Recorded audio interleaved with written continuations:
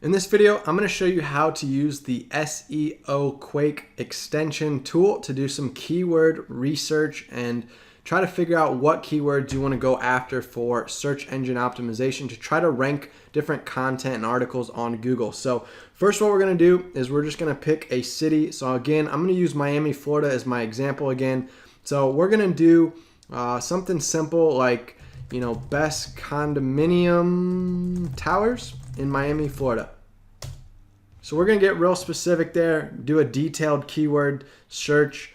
And then what we're going to do is I'm going to show you the SEOQuake keyword tool extension. So what we're going to do here is type in SEOQuake plugin for Chrome. So when you type that in, it's going to pull open the chrome.google web store.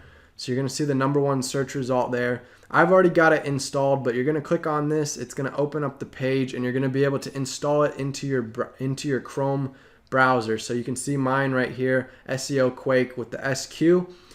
So we're going to go ahead and click the install to Chrome. Once it's installed, it puts it in here. So these are all the different extensions I've got currently I use for different things on my online business.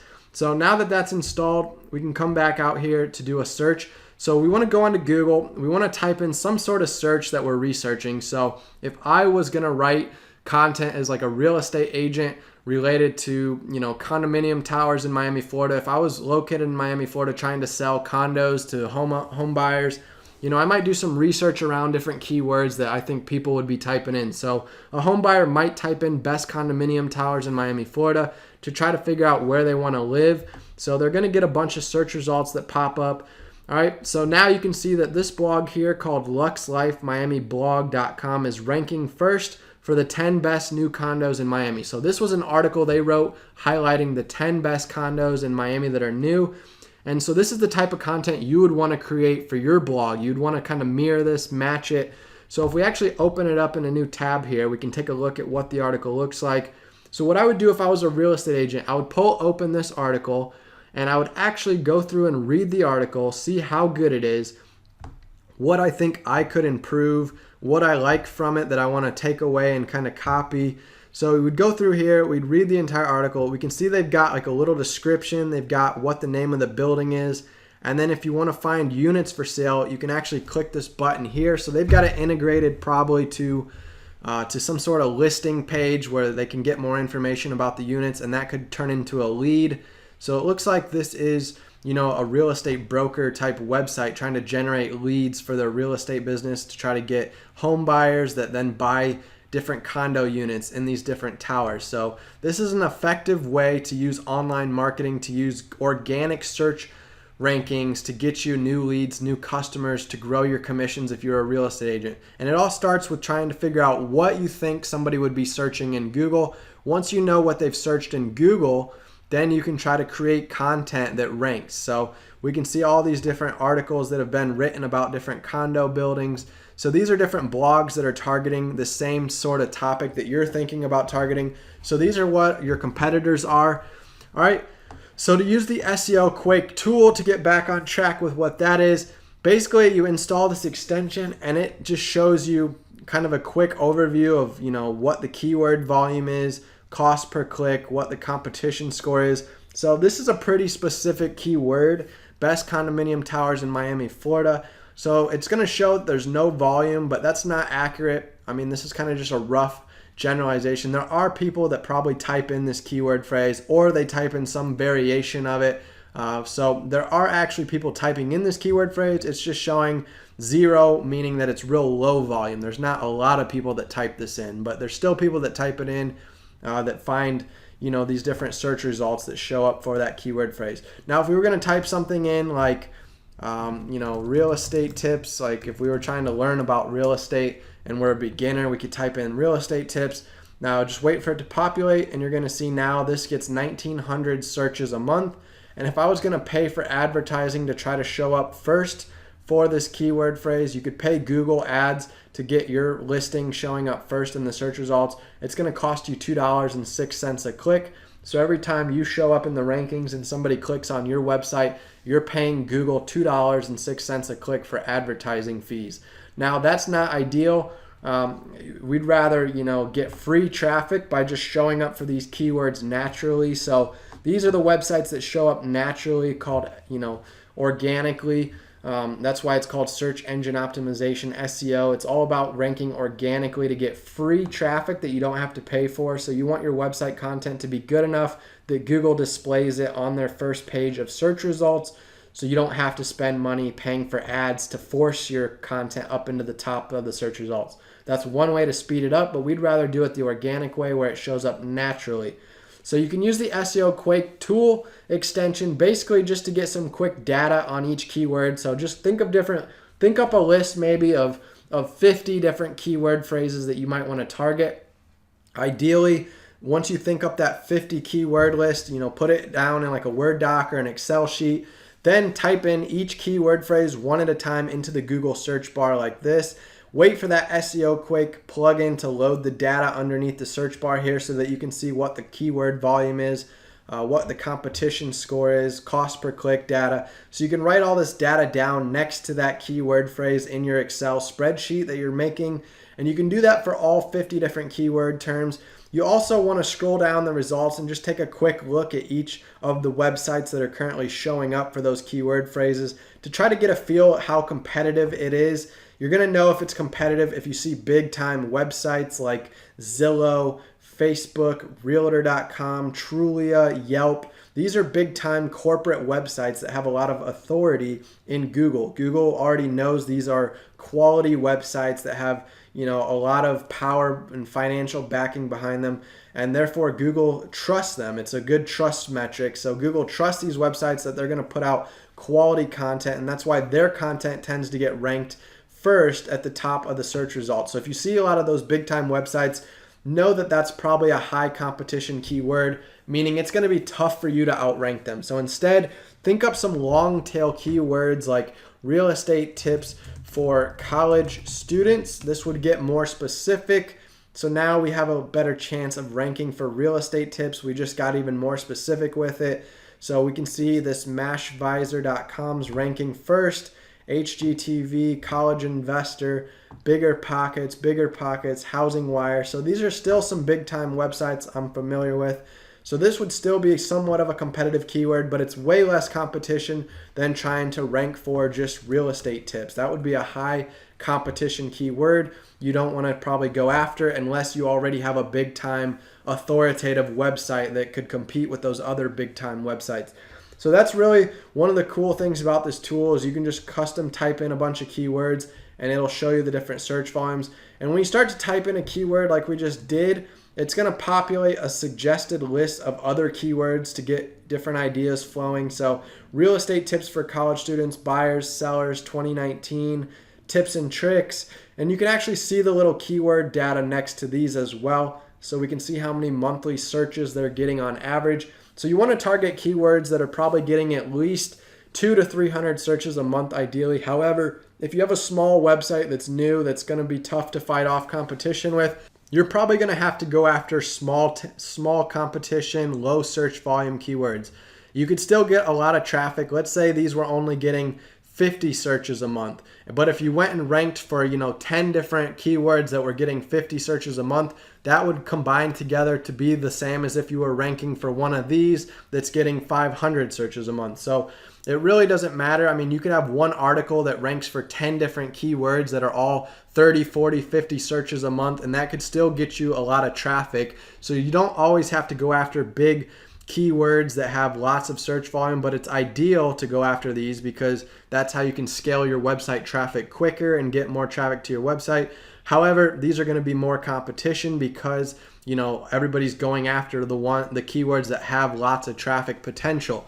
So if you want lower competition, you got to get more fine-tuned for college graduate students. We could get even more specific. So the longer the keyword is, the less competition you're probably going to face, but also the less search volume. Like in the one case, the one we typed in as a college student, it's saying that it gets 0 a month. That's not true. It actually gets searches, but it's probably less than 50 searches a month if it's showing 0 here. All right, so those are some basic tips on what to do using Google, how to search different things, how to use the SEOQuake tool to quickly see what search volume is there are other things SEOQuake does. So for example, let's go ahead into the College Investor. That's got a pretty good website with a lot of personal finance tips. I like to get on and read their blog from time to time to learn new things.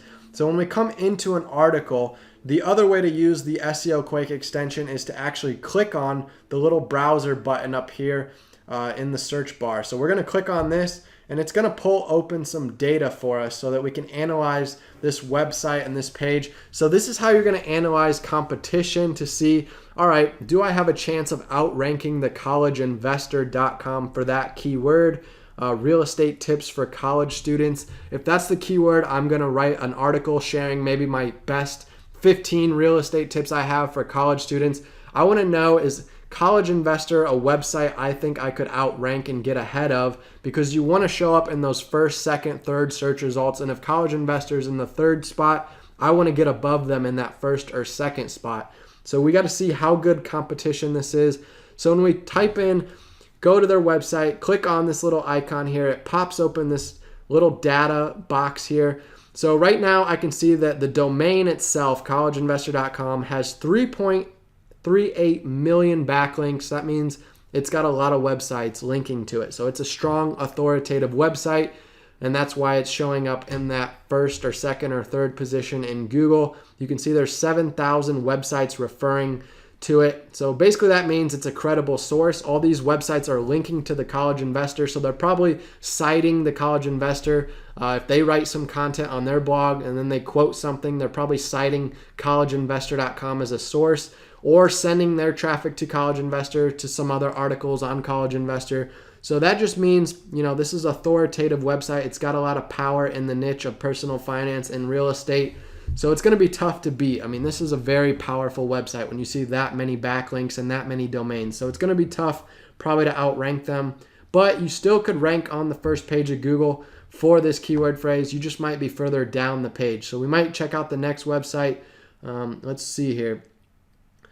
Let's do Fenway Realty. So they're ranking in the 13th position. So we can click on their website, do the same thing. It opens up, and then we'll click on this little button here. So since this happens to be like a real estate brokerage, they're probably a smaller website. So you can see they've only got 44 referring domains, 980 backlinks. That's still pretty good numbers, especially for, a small website. So this might still be tough to outrank these guys.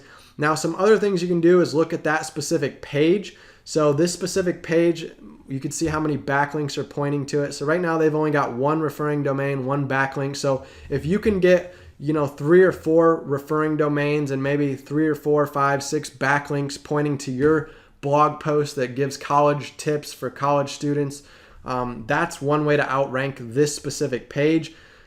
Google has lots of different ranking factors. Just because it's a strong domain doesn't necessarily mean they're always going to outrank everybody else. Sometimes you could have a really strong blog post and it could be powerful enough if you've got enough websites linking to your one blog post that could be more than what is linking to another blog post. So for example, if your web page, your guide on tips for college students had 30 websites and 30 backlinks, that would be way more powerful in the eyes of Google as compared to this website that's only got one backlink. So you might be able to quickly outrank this website for that term just because you've got other websites linking to your blog post. So going off that tip real quick, how do you get other websites linking to your one specific blog post? Well, you'd probably want to do some sort of outreach. So if we wrote the article, Real Estate Tips for College Students, and we made it really good, what we might do is find some college-based websites that typically write blog posts related to college students and share your article with them. Send them an email and say, hey, I just wrote this resource about real estate tips. I don't know if it's a topic you've covered before on your website, but I thought it'd be a good fit for your audience because your audience is mostly geared towards college students. That's what most of your content I saw on your blog is. I read a lot of your blog articles. I like your website. Give them some compliments. Let them know, hey, here's this guide I put together. If you find it helpful, could you please consider using it as a resource maybe in some of your articles? So maybe in the future, that website that writes a lot of articles geared towards college students, they might find your article as a resource guide that they can link to, and that's how you could build some backlinks to it. And if you get enough backlinks to it from enough of those types of websites, that could help push that one specific blog post of yours up the rankings ahead of all these other pages. So sometimes, like I'm saying, these pages just get ranked number one because it's a strong website. So Google says, hey, it's a strong website. That must be a strong blog post that they wrote. It's got quality content because it's coming from a quality website. However, if your website, isn't as strong, you don't have all those millions of backlinks like the college investor website had, you still could outrank them if you get your one specific blog post showing that it has a lot of backlinks pointing to it from other websites. That becomes more credible, more powerful than, the college investor who might not have as many backlinks. So if we wanted to check this blog post, we could again click on the little icon. We could go here to URL. So you see this one's got 6 referring domains for 11 total backlinks. So again, that compares to this website where when we clicked on it, they only had 1 referring link, 1 backlink. So again, that kind of explains why you're seeing the college investor website rank 7th, way ahead of the other one that's down here at 13th, because they had a more powerful page where they had more backlinks to it.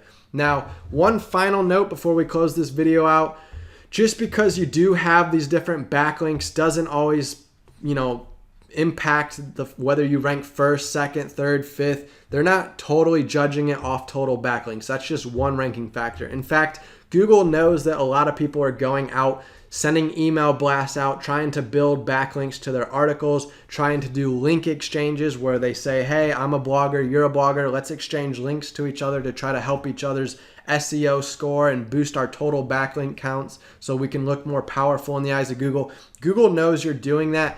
Google doesn't necessarily care, but at the same time, if you're getting spammy with it, it could be a penalty against you. Google could set you back for doing it if you're doing it with some sort of unethical way. Now, the main thing Google cares about is just serving the most high quality content to the searcher. So when the searcher types in real estate tips for college students, Google wants to show the best content to that searcher. They want the best content possible. So even if you don't have a lot of backlinks, we don't want you to be discouraged. You could still have the best piece of content, and Google will find that piece of content and find out that it's the best piece of content. They have 200 different ranking factors. So if they analyze your blog post, maybe you wrote a 4,000 word guide that's all about real estate tips for college students. You make this big, massive, complete guide. It's super helpful, super resourceful, linking out to other resources they can check out. You've broken it up into different sections with different headings. You've made it this really impactful guide that pretty much answers every question somebody's going to have when they type that search result in. If you do that much good work in your article, Google's going to find it, they're going to scan it, they're going to realize how powerful your article is, and they're going to compare it to these other articles and see that you provide way more information, way more resources. It's easy to scan, easy to read, all these different factors they consider, and that's what's going to push your article up to the #1 search result here for that specific keyword phrase. And you might even rank #1 for lots of other keyword phrases, because when you write a 3,000 word guide or a 4,000 word guide, that's going to give you the chance to rank for lots of different keywords with that one piece of content. So that's one of the powerful things with, doing some keyword research ahead of time, figuring out multiple keywords that you think you can rank for, and then maybe writing one master guide that uses all those different keywords in that one piece of content. So now you've got this in-depth guide that Google eventually is going to get indexed into their system. They're going to scan it, and they're going to realize that your guide is way more in-depth than some of these guides that they currently have ranking #1. And they're going to start moving you onto the first page of Google and start working you up the rankings with time. And maybe after 30, 40 weeks, you find yourself ranking in that #1 spot after you've given Google time to really learn about your post, see how people interact with it. If they're clicking through to your post instead of these other posts, that can help catapult you up the rankings quicker. So overall, the big takeaway here today, download the SEOQuake tool to analyze not only search volumes, but also clicking into individual websites and using it to quickly look at the website distribution to see how many backlinks that page has, that specific blog post has. You can also look at the domain to see how powerful their website is in general. And then you can look at different things like internal, external. You can look at keyword density, which pulls up You know, it analyzes their page and shows you what words they use the most in their article, so you can see why they're ranking for these different keywords. So you can look at 1 keyword phrases, 2 keyword phrases, 3 keyword phrases. So it breaks it down for you. They've got, you know, 121 3-word phrases. They've got 106 4-word phrases.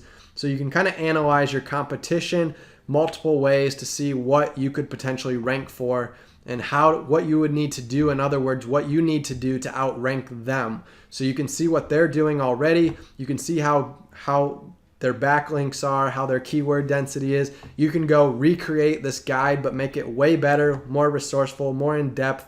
And then you're going to also be able to, you know, experiment and see with time if that keyword's actually something that you have a chance of ranking for just by putting out the content and waiting to see how it does in Google. And if you notice it starts ranking well, then you would go back and update your content again, make it even better, and that could even further improve your rankings. So that's going to be it for this video. I kind of went off onto multiple topics. Originally, I just wanted to go over the SEOQuake keyword extension tool for your Google Chrome browser, but we ended up getting more in depth on SEO, how SEO works, how rankings work with Google. And so now you have a better understanding, a complete picture. If you found this video helpful, do me a favor, hit that thumbs up button, and you can scroll through my playlist and find more videos on SEO and on blogging tips. Thanks for being here, and I'll see you guys in the next tutorial. Yo, check this out. So if you type in asknickfoy.teachable.com, asknickfoy.teachable.com, when you hit enter, it's going to open up my resource library. So I've been working on tons of training video modules, and I put them together in these different courses. And you can go over here to asknickfoy.teachable.com, and you can learn how to start a website that makes money. So this is called Profitable Blogger. You can also learn how to make money from social media like Pinterest. You can also learn real estate investing. So these are 3 ways I currently make money right now. I'm making $6,000 to $7,000 a month. I've already come out with a video showing you how I was making $1,400 a week a little while back, and we're on pace to eventually get to $10K a month passive income through websites, through social media, and through real estate investing. So these 3 methods combined, I created these 3 training courses. You can go here to asknickfoy.teachable.com to check them out, and I look forward to seeing you guys on the inside when you enroll in them.